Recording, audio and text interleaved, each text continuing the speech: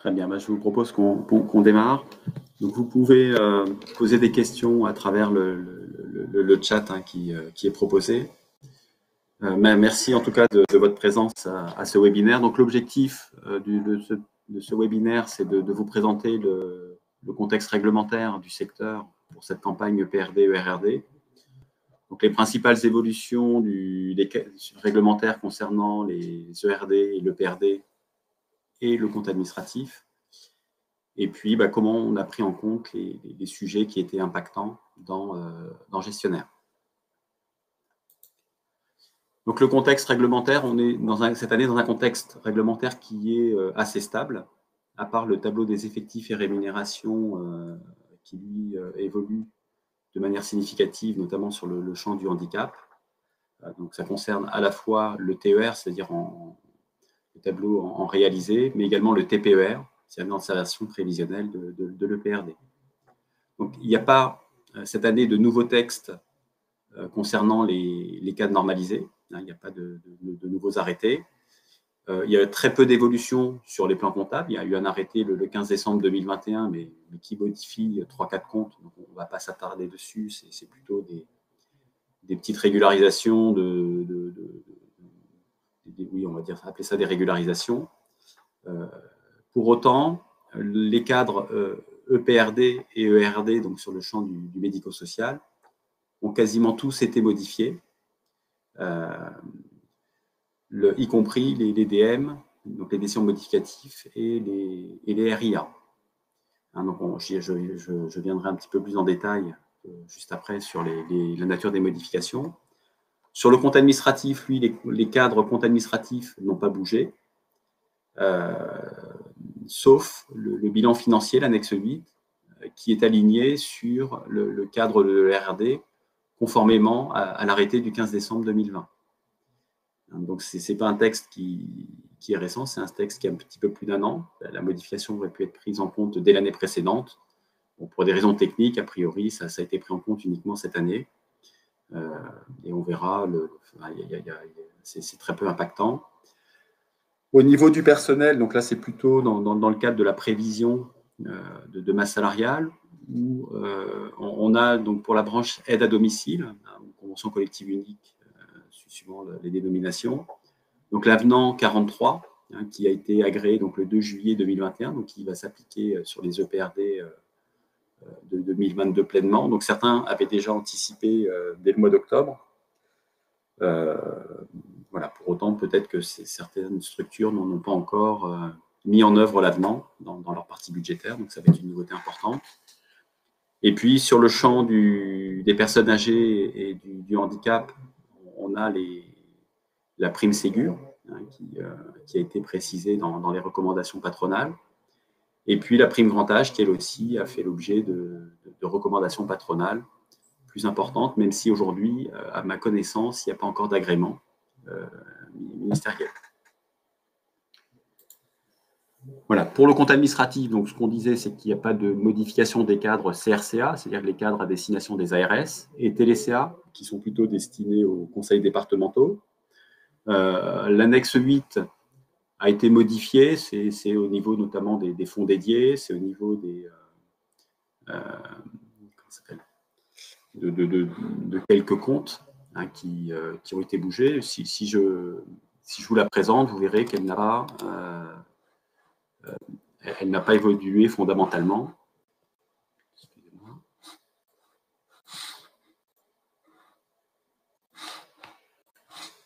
Donc, si je vous présente la façon dont elle est aujourd'hui dans Gestionnaire, au niveau du compte administratif, donc l'annexe 8 de 2021.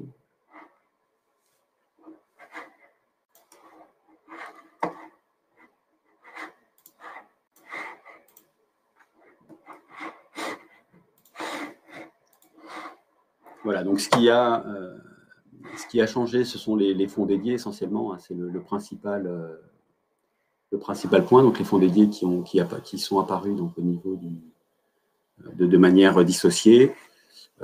Et après, on a 2-3 petites régules, mais qui ont moins d'impact. Donc maintenant, c'est rigoureusement la même chose que le bilan financier de l'ERRD.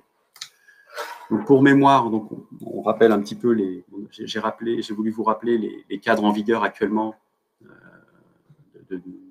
sur le secteur. Donc au niveau du TLCA, donc on a des versions 2020 pour l'enfance et adultes. Pour les EHPAD, bon, qui sont en voie de disparition, enfin les TLCA, pas les EHPAD, bien entendu.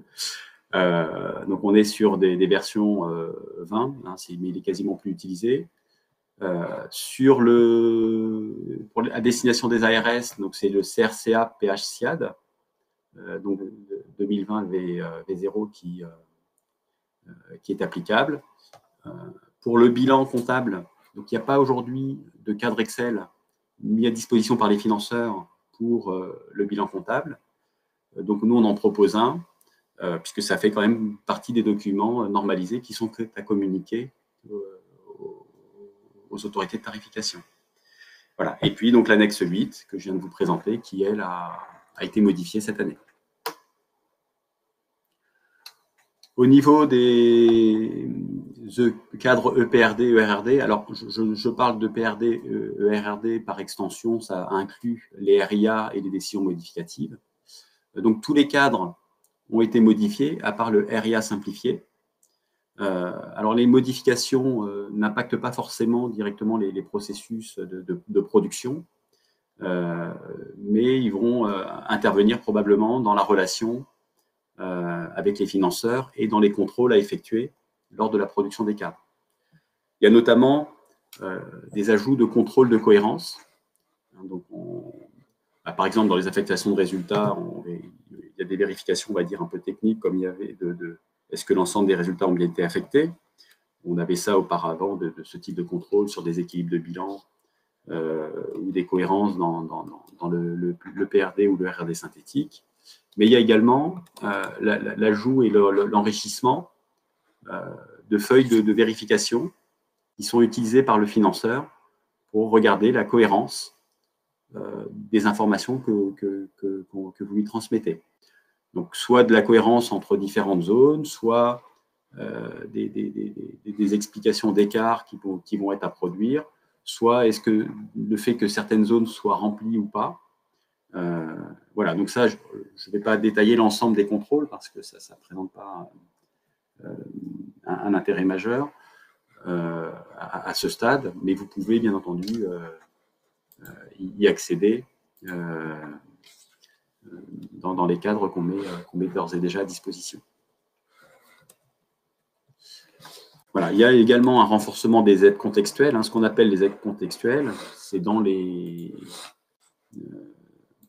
cadres normalisés, il y a un onglet « Lisez-moi » qui, outre le fait de rappeler le principe général du fonctionnement du cadre, va définir un certain nombre d'aides qui sont accessibles à partir des petites bulles vertes qui sont réparties aux différents endroits du cadre.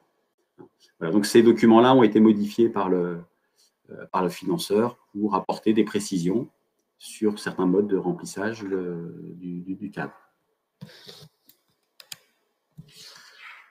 Voilà. Il y a quelques corrections techniques qui ne concernent pas directement les utilisateurs des cadres, mais qui nous concernent plutôt nous quand on doit produire les cadres en automatique. Il y a ce qu'on appelle des noms de variables qui ont été modifiés, ce qui permet l'interopérabilité entre le cadre, le logiciel, le cadre et le financeur. Voilà, donc c'est important de bien les prendre en compte, même si en termes d'utilisateurs, c'est en général assez transparent. Je ne vais pas m'étendre là-dessus. Au niveau des modifications fonctionnelles dans les cadres, il n'y en a quasiment pas. Il y a quelques petites choses mineures. Il y a les fonds dédiés qui ont été détaillés notamment dans le PRD simplifié. Avant, on avait uniquement une ligne 689. Maintenant, les 689-21 sont isolés, sont tracés. On a les taux de marge dans l'édition modificative. Enfin, voilà, il y a quelques petites modifications, mais qui sont vraiment mineures. On a également une précision sur le traitement des comptes 165, les dépôts et cautionnements, entre le privé et le public, ou dans le tableau de financement. Au niveau du privé, on va les dissocier, on va les faire apparaître, alors que dans le public, ils sont tous regroupés au sein du compte 16. Il y a également de l'ajout de formules pour incrémenter automatiquement l'année en en-tête de colonne. Donc ça, ce sont des éléments aussi qui sont mineurs. Hein, mais aujourd'hui, quand vous êtes dans le cadre normalisé, ici, vous voyez que c'est l'exercice 2021. Alors qu'il y a un moment, il y avait marqué N ou N-1, etc., suivant les années. Donc, ils ont essayé de rendre, le financeur a essayé de rendre un petit peu plus visible le cadre. Le cadre qui a le plus bougé, c'est le RIA complet. Donc, suite à l'arrêté du 15 décembre 2020, l'an dernier, les cadres EPRD complet, DM complet avaient été modifiés par le financeur pour des raisons techniques et de délai de mise en œuvre. La mise à niveau de ce cadre-là avait été reportée. Et du coup, ils ont régularisé ça cette année. Donc, je ne détaille pas aujourd'hui l'ensemble des modifications parce qu'elles reprennent ce qui avait déjà été fait l'année précédente pour les EPRD complets et les DM complets. Et du coup, le RIA maintenant va reprendre la même forme et le même mode de fonctionnement que les cadres EPRD complets et DM complets, en termes de présentation des cas, de niveau, de détail des groupes fonctionnels, de bilan financier, etc. Le point le plus impactant dans la préparation de ces cadres normalisés cette année va concerner le tableau des emplois et rémunération, ou le tableau des emplois prévisionnels et rémunération hors EHPAD, sur lequel les référentiels de fonctions ont été complètement modifiés. C'est-à-dire que l'année précédente, on avait des zones variables, c'est-à-dire qu'on avait, par exemple, dans direction encadrement, on pouvait mettre la liste de métiers ou la liste de fonctions que l'on souhaitait, avec les ETP, les rémunérations, etc. Alors que cette année, dans le cadre, on va nous imposer un référentiel qu'on va devoir compléter. Si je reviens un petit peu sur le cadre en lui-même, excusez-moi. J'en ai ouvert un avant pour que ce soit plus rapide d'accès, hein, pour ne pas vous faire attendre. Voilà, donc ici, on va retrouver donc, des référentiels. Donc, au niveau des personnels de direction, on va distinguer les directeurs, les médecins directeurs, les chefs d'atelier, les cadres infirmiers. Donc, on a toutes les fonctions également, par exemple, tous les chefs de service, hein, les éducateurs-chefs, etc. Tous les encadrants sont vraiment ici. Donc, ça, c'est des points qui sont importants. Et puis, bien entendu, on retrouve donc les mêmes groupes. Administration-gestion, l'an dernier, ça existait déjà. Par contre, la décomposition, elle, est nouvelle en termes de métier au sein de ces groupes. Voilà. Seule la restauration n'a pas fait l'objet d'une nomenclature plus précise, et un petit peu plus bas, les autres fonctions qui restent libres. C'est-à-dire que là, on peut avoir autant de métiers qu'on veut et les nomenclatures que l'on souhaite. Voilà. Alors, on a toujours, bien entendu, la même présentation en colonne. Hein, si on est sur donc les nombres d'agents, les nombres de TP, tout ça, ça n'a pas bougé. Donc, en prévisionnel de l'année, donc le PRD, ce qui a été prévu à l'EPRD 2021, des effectifs qui vont être réalisés, qui ont été effectivement utilisés en 2021 avec les rémunérations afférentes. Alors, c'est important de bien avoir à l'esprit qu'on va avoir deux problématiques de remplissage. Une première problématique de remplissage pour le réalisé 2021, parce que le réalisé 2021, en général, on va le remplir à partir des données qui vont provenir de la paye. Et donc, ça veut dire que quand je vais remonter mes données de paye, il faudra que je sois capable de mettre les effectifs et les rémunérations dans les bons métiers au sein du cadre. Mais ça veut dire aussi que quand j'ai préparé mon EPRD 2021, cette nomenclature n'existait pas. Et donc, se pose la question de comment je vais pouvoir retraiter mon EPRD 2021 pour affecter les bons métiers. Et donc, ce n'est pas forcément les mêmes logiques, puisque d'un côté, j'ai une donnée qui avait déjà été classée, présentée dans l'EPRD, alors que dans l'autre cas, je suis dans un processus de remontée de paye. Donc, je vous expliquerai tout à l'heure comment on a pris en compte ces ces éléments-là dans le gestionnaire. Et donc, ce sont deux problématiques complémentaires et qui peuvent être impactantes dans les charges de travail de préparation de l'EPRD. Et puis, on garde, bien entendu, l'onglet charges sociales. Je ne reviens pas dessus, il n'a pas changé.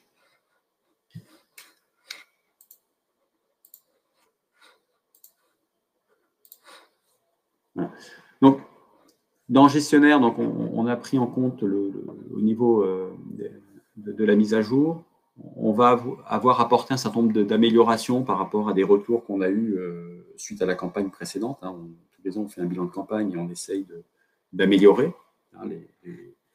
l'outil. Donc, on a rajouté des filtres pour que les grilles, les documents qui s'affichent dans le contexte de l'utilisateur soit mieux filtrés. Par exemple, les grilles qui concernent les EHPAD non habilités n'apparaissent plus sur les EHPAD habilités, ce qui évite les risques d'erreurs de saisie et qui rendent plus lisibles les menus. On a bien entendu pris en compte l'ensemble des évolutions réglementaires. On a retesté l'ensemble des cadres donc dans leur nouvelle version pour s'assurer qu'ils se remplissaient correctement et que tous les éléments étaient pris en compte.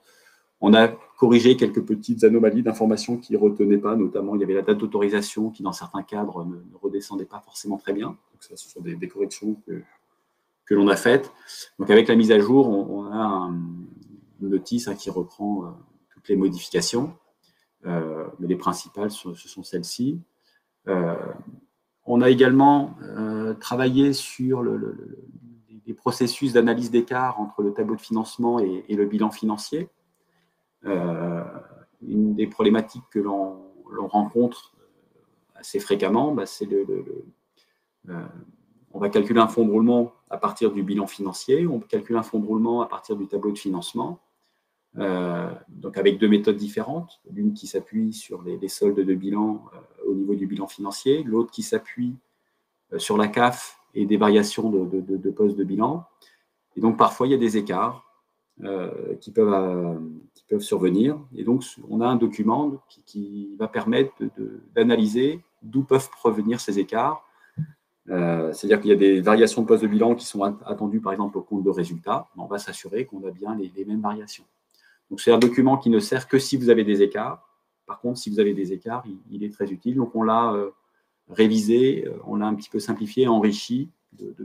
Notamment, il y avait un contrôle qu'on ne faisait pas aujourd'hui sur les 7781 qu'on a ajouté.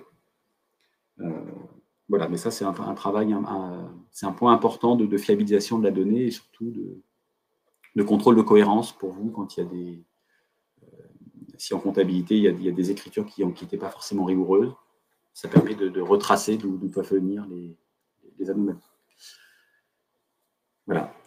Ensuite, on a fait un très gros travail dans le gestionnaire donc, pour traiter le flux d'alimentation des tableaux d'emploi et ressources et des TPER, notamment dans le nouveau contexte où les métiers ont été revus. Donc, ça veut dire que dans le gestionnaire, on a retravaillé donc, l'ensemble des référentiels de fonctions, de fait de dire, avec une fonction, je vais être capable d'attribuer une catégorie, m'assurer qu'une fonction donnée va se classer dans le bon métier du cadre tel que je vous l'ai présenté. Et donc ça se fait dans un cadre de processus réalisé. On peut le faire au moment de l'import de la paye à travers IPS Connect. Après, on a des outils de correction de métier que vous connaissez déjà, mais qui ont été là aussi révisés et enrichis pour tenir compte des nouvelles nomenclatures. Et puis, bien entendu, la génération du cadre qui est produit. Donc, dans le flux d'alimentation de gestionnaire, aujourd'hui, on propose deux stratégies pour classifier les métiers. Soit dans la paye, vous avez déjà cette codification de métiers. Alors, c'est assez rare. On a quelques clients qui ont des référentiels de paye qui intègrent soit des nomenclatures ANAP, soit des nomenclatures d'indicateurs d'IMSE qui nous permettent d'alimenter le métier. Donc, dans ces cas-là, c'est des tables de transco qui nous permettent de dire le code paye correspond à tel code dans le cadre normalisé. Donc, l'import se fait, et puis il y a donc des outils de contrôle et de correction qui sont proposés. Et l'autre méthode, c'est de dire, voilà, on va intégrer les données depuis la paye. On a une première étape où on va classifier les salariés par catégorie. Donc ça, on a des référentiels pour dire, voilà, un agent de bureau, il va être dans les personnels administratifs, par exemple. Et puis après, on a des algorithmes qui vont permettre, en fonction des fonctions conventionnelles, d'affecter automatiquement le métier. Alors, ces algorithmes et ces classifications sont actualisés dans le gestionnaire par rapport au référentiel conventionnel que nous, on propose. Donc, si vous avez des fonctions spécifiques, ce qui est quand même en principe assez rare, il peut y avoir des écarts entre la classification que vous obtenez et celle qui est proposée. Dans tous les cas, il y a un outil qui va vous permettre de faire des contrôles et des corrections des valeurs obtenues. Parce qu'en dernier ressort, c'est quand même l'utilisateur et la structure qui a la main sur l'affectation au métier. Alors, pour y parvenir, et je vais illustrer un petit peu dans le logiciel comment ça se décline, on a plusieurs outils qui vont nous permettre de travailler dessus. On a proposé donc des nouveaux outils au sein de gestionnaire. Donc, des outils qui vont permettre de faire des saisies en liste et des modifications en liste des salariés, sans être obligé d'aller dans chaque fiche carrière. On a l'outil catégorie EXRD. Alors lui, il n'est pas nouveau, mais il a vraiment été revu, notamment sur le champ du handicap, pour intégrer les métiers et un découpage qui n'existait pas l'année précédente, puisque l'an dernier, on avait uniquement le niveau des groupes. Et puis des tableaux de contrôle qui vous sont proposés, qui ont été ajoutés dans l'outil pour permettre de mieux vérifier la cohérence entre la donnée produite dans le cadre et ce que vous avez effectivement intégré dans gestionnaire. Donc, c'est valable ces outils-là sont disponibles en ERRD, mais ils sont également disponibles, bien entendu, en EPRD, avec la même logique de fonctionnement. Alors, la même logique de fonctionnement avec la réserve que les catégories, notamment au sein de l'EPRD, peuvent être affectées directement dans l'outil sans avoir besoin de repasser par un flux de remontée de paye. Et donc, c'est l'outil catégorie EXRD qui permet de proposer, que l'outil vous propose automatiquement les métiers à positionner. Voilà, alors, comment ça se décline dans gestionnaire? Donc là, j'ai ouvert un établissement. Hein, donc, je ne reviens pas sur le processus IPS Connect qui va permettre de remonter des données depuis la paye avec les différentes étapes de vérification, hein, même si c'est la première chaîne, le premier maillon de la chaîne. Donc là, l'import donc de la paye va me produire je vais un dossier compte administratif, va me produire donc des données que je vais pouvoir consulter soit au niveau de différentes fiches. Hein, donc là, j'ai mes salariés et je peux visualiser les données qui ont été remontées. Donc ça, il n'y a pas avec les rémunérations, etc. Je peux également avoir une vision globale de mes salariés avec un écran de saisie en liste qui permet de choisir les colonnes que l'on veut visualiser. Par exemple, si je ne veux plus voir le profil, je peux le masquer. Là, j'avais une colonne profil, donc elle disparaît. Ou je peux au contraire en ajouter. Ça va me permettre également de faire des filtres. Si au niveau d'une fonction, je ne veux voir que les agents, je vais lui dire je ne veux voir que les agents. Donc là, je ne vois que les agents. Et puis, plus je mets de critères et plus les éléments sont précis. Mais je peux également faire de la saisie au kilomètre. C'est-à-dire que je peux dire, ben voilà, je veux modifier un montant pour un ensemble de salariés. Donc, je peux dire, je peux choisir les lignes que je veux modifier. Et après, j'ai un bouton qui va me permettre, si j'arrive à mon clitorat, voilà, d'appliquer la valeur à toutes les zones que je vais avoir choisies.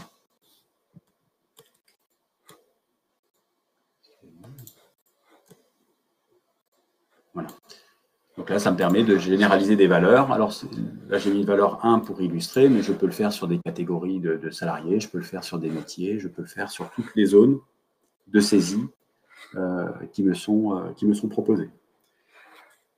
Alors, ça peut être utilisé pour corriger si le flux paye n'est pas parfait. Ça peut être utilisé également dans le cadre de PRD si on a des primes qu'on veut affecter à certaines catégories de salariés. Voilà, donc les contextes d'usage sont importants et c'est très souple en termes d'utilisation. On peut également trier, bien entendu, soit par fonction, soit par date de début de fonction. Donc toutes les fonctions de tri et de filtre sont disponibles dans cet écran. Le deuxième outil que vous connaissez déjà, mais qui a été, lui, enrichi, c'est l'outil d'affectation des catégories. C'est-à-dire que pour les salariés que j'ai repris, l'outil va me proposer automatiquement les catégories. Si elles sont déjà affectées, il va garder ce que j'ai repris comme information. Si je n'ai pas d'information, il va me proposer ce qui lui semble le plus cohérent en fonction à partir de la fonction et de la catégorie du salarié. Il va nous dire, voilà où je pense classer le salarié dans le cadre normalisé.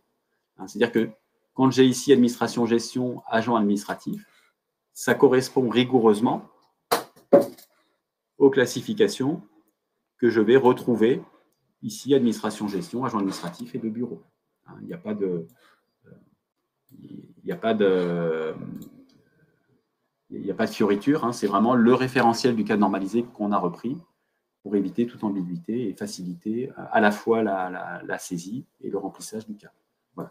Et donc, on peut modifier les zones. On a des contrôles également de ventilation. Les ventilations, elles sont utiles en particulier alors sur le secteur PH, pas forcément, mais sur les EHPAD, ça permet de s'assurer qu'il n'y ait pas d'anomalies de salariés qui n'auraient pas été ventilés ou dont la ventilation n'était peut-être pas dans le flux paye de manière correcte. Donc là, on a un contrôle.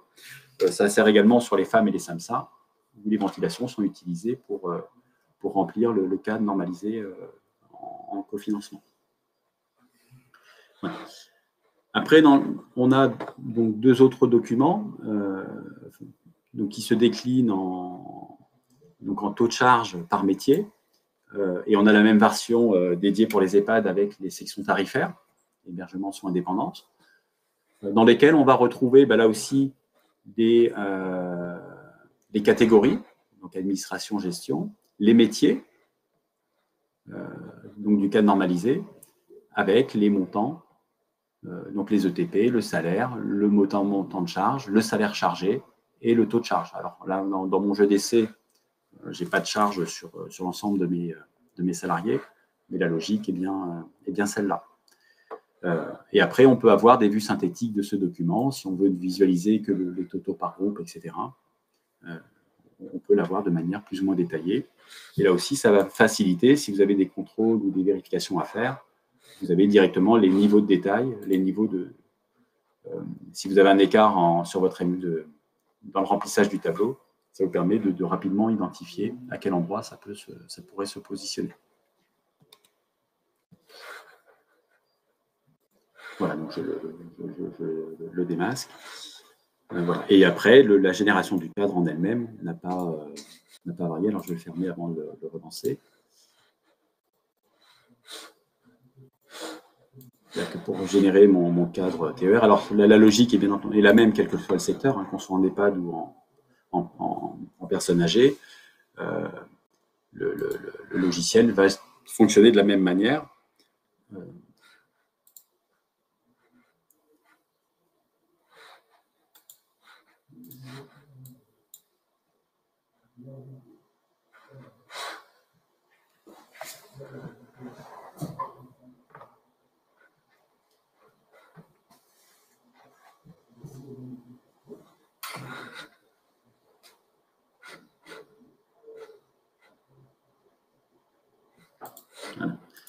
Donc ici, mon cas TER a été généré. Donc ça, le fonctionnement est rigoureusement le même que ce qu'il y avait précédemment.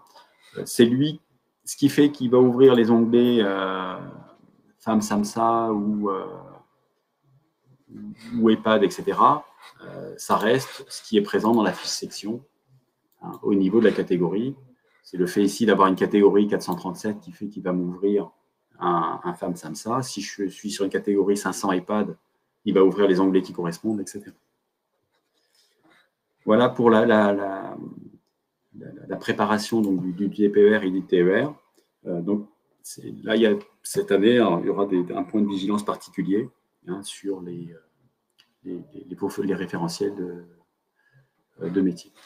Voilà, donc dans les nouveautés, je vous ai présenté la saisie en liste avec la possibilité de choisir les colonnes qu'on veut afficher, la possibilité de trier sur les colonnes, de filtrer sur les colonnes, et puis de généraliser des valeurs sur l'ensemble des lignes que l'on sélectionne.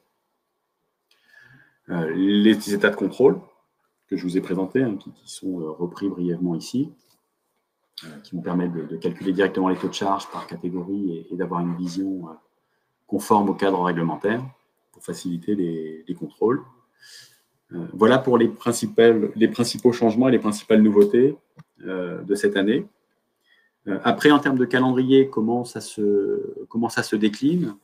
Donc, nous, on a reçu fin 2021, c'est toute fin novembre, début décembre, on a pu commencer à travailler sur des versions provisoires de cadre qui nous ont été mises à disposition par les financeurs. Ce qui nous a permis de partir sur une première livraison sur des pilotes au 1er février 2022. Alors, tous ceux qui participent ne sont pas clients, mais tous nos clients ont reçu une proposition de participation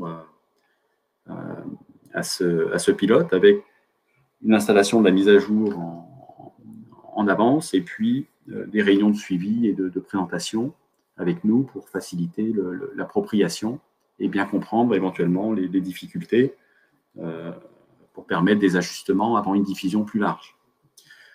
Donc le 16 février, il y a eu la mise en ligne des cadres normalisés par le financeur, donc qui sont disponibles sur notre site dans la rubrique téléchargement. On a aujourd'hui une plateforme de test de dépôt qui est en cours d'ouverture par le financeur, donc sur lequel on commence à faire des tests de dépôt des cadres, avec un objectif de déployer l'ensemble des cadres d'ici la fin février, l'ensemble des clients d'ici la fin février. Donc le déploiement a commencé, puisqu'on avait prévu de démarrer avant le dépôt définitif des cadres, puisqu'on avait commencé le déploiement au 15 février. Les cadres n'étant sortis qu'au 16 février, on est un petit peu sur une phase intermédiaire et des régulations. Mais le déploiement, là, est commencé pour l'ensemble de nos clients. Et donc, vous allez être avertis au fur et à mesure des phases des vagues de déploiement. Voilà. Fin mars, début avril, le financeur devrait vous informer de l'ouverture des plateformes de dépôt, ERRD et import CA, avec bien entendu la date limite qui reste au 30 avril pour les dépôts des CA et des ERRD. Début mai, on fera probablement une release pour les EPRD, s'il y a besoin, en fonction de ce qui ressortira de ce début de campagne. Et, voilà, pour l'instant, la version qu'on propose répond au cadre normalisé EPRD. On l'a testé, recetté dans ce contexte, en tout cas avec cet objectif-là. Bon, maintenant, on a quand même programmé l'éventualité de déployer une release s'il y avait besoin pour les EPRD et peut-être pour les RIA et DM sur lesquels on a peut-être des points encore qui n'ont pas été complètement recettés chez nous. Donc, normalement, ils devraient être bons, mais tant que tous les cycles de recettes ne sont pas passés, on n'est pas dans une phase définitive. Voilà, entre avril et juin, donc il devrait y avoir l'ouverture de la plateforme de dépôt pour l'EPRD, et donc la date dépend côté financeur de la date de démarrage de campagne, c'est-à-dire des notifications d'enveloppe. Voilà. Avec une date de limite de dépôt pour le PRD qui reste là aussi au 30 juin au maximum, mais 30 jours après les notifications d'enveloppe. Dans les faits, aujourd'hui, ça a toujours été le 30 juin. Voilà, je vous remercie beaucoup pour votre attention. Et puis, si vous avez des questions, vous pouvez les poser dans le chat. Il y a une petite messagerie qui vous est proposée dans l'outil de webinaire. Donc, je vais attendre quelques minutes pour voir s'il y a des questions et pouvoir y répondre.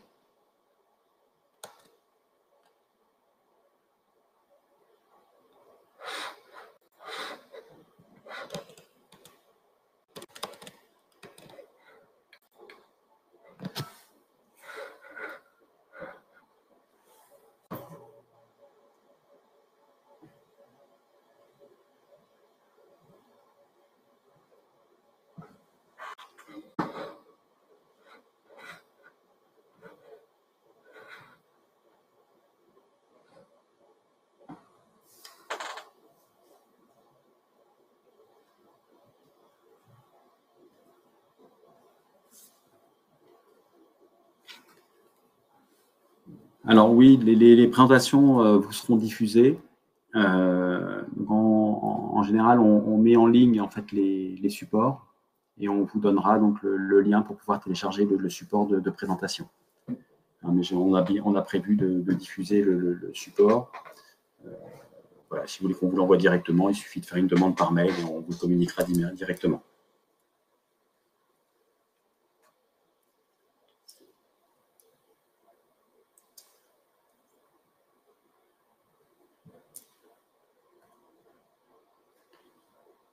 J'attends encore une minute ou deux et s'il n'y a pas d'autres questions, je clôturerai.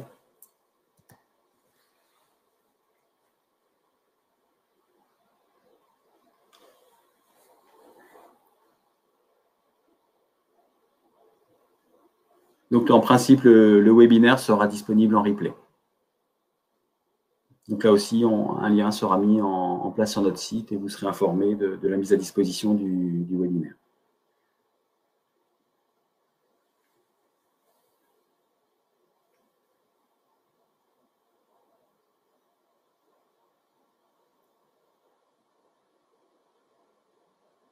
Alors, pour les 689 et les 689, 21, est-ce qu'il faut faire une table de transco? Si en comptabilité, vous avez un compte qui commence par 689-21, l'outil va le repérer de lui-même. Il n'y a pas besoin de table de transco.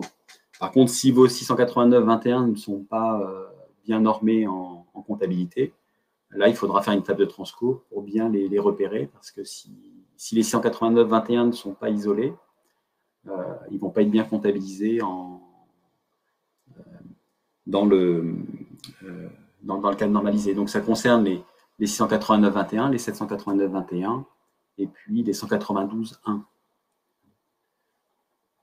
Voilà, et donc, il faut qu'il y ait une cohérence entre ces trois niveaux de compte. Alors, oui, pour les anciennes versions, on a l'équivalent. Donc, le mode de fonctionnement est analogue. Les interfaces changent un peu. Mais on a mis à jour les référentiels de la même manière. Je pense que vous avez pu transposer au niveau visuel les différences entre les écrans. Les référentiels de métier du TPER ont été pris en compte. Les cas normalisés ont été vérifiés également. Donc, on a pris en compte les modifications également. Seule la saisie en liste n'est pas disponible dans la version client-serveur. Le fait de la saisie en multisalarié ne sera pas déployé dans les anciens clients. Je le repréciserai dans le support avant de vous l'envoyer, pour que ce soit bien clair.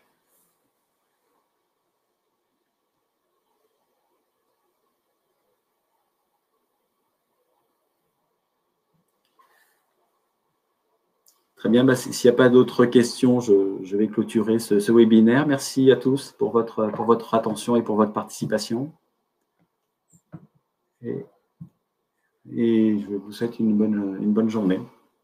Au revoir.